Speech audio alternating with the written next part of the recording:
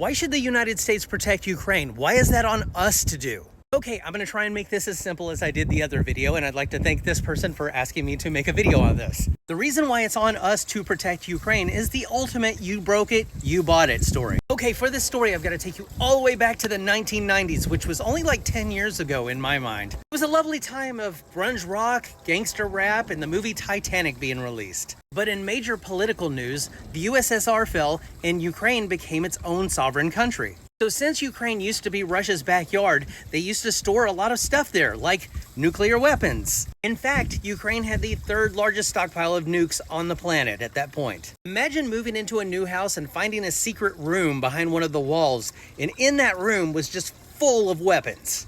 This is the situation that Ukraine just found itself in.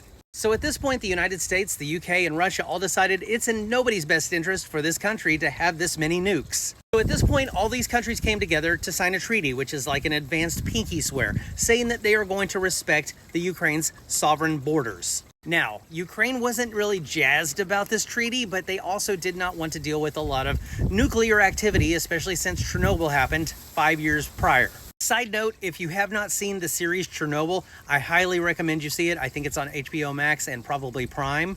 But if you've ever been curious about what happens to people when they're exposed to too much nuclear radiation, this is the series for you. Anyway, back to the story. Ukraine decides to give up their nukes. They have them all disarmed and taken out of the country. I think Russia ended up taking most of them. And in return, they got a nice piece of paper with some signatures on them saying that it's a guarantee. But a guarantee is only as good as the people who are signing the treaty. Fast forward to 2014, Russia decides, hey, you know what?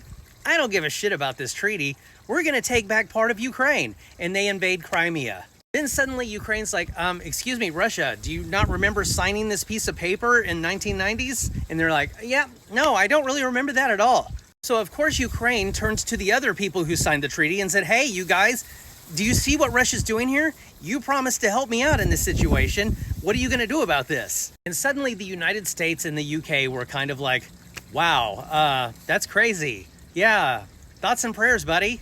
To be fair, we did implement a lot of sanctions on Russia, but it largely turned out to not do that much. So now to Ukraine, it seems like their allies took a turd, put it into a box, and slapped a guarantee on it. But all they really got was a guaranteed piece of shit. So now we fast forward to the year 2022 and Russia invades Ukraine again. And now the allies say, okay, that's a bridge too far. We need to do something here. So the United States military has a lot of old weaponry that they don't really use anymore because they've upgraded. So Biden was just like, let's just send them that old stuff. Let them use it. And that weaponry was a game changer. Not only did we not have to send any of our troops over there to die and escalate the conflict, but they got to fight back Russia a lot and did more damage to them than Russia was doing towards Ukrainians. Now, understandably, that really pissed off Putin. So how is he going to combat this? He does whatever he can to push misinformation online so that Americans think that all of their money is going to Ukraine.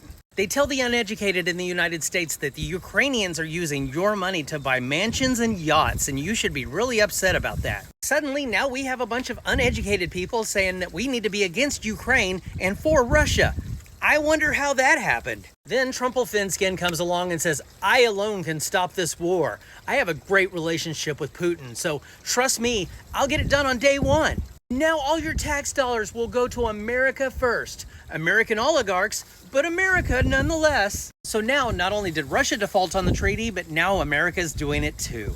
So to all the people who think we should not be sending any aid to Ukraine, I want to ask you this. Do you care about the reputation of your country?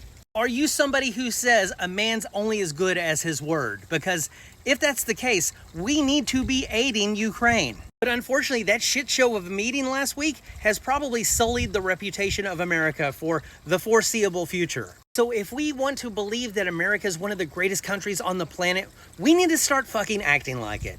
We need to honor our word and stay true to our commitments. But with this leadership that we have right now, I just don't see that happening.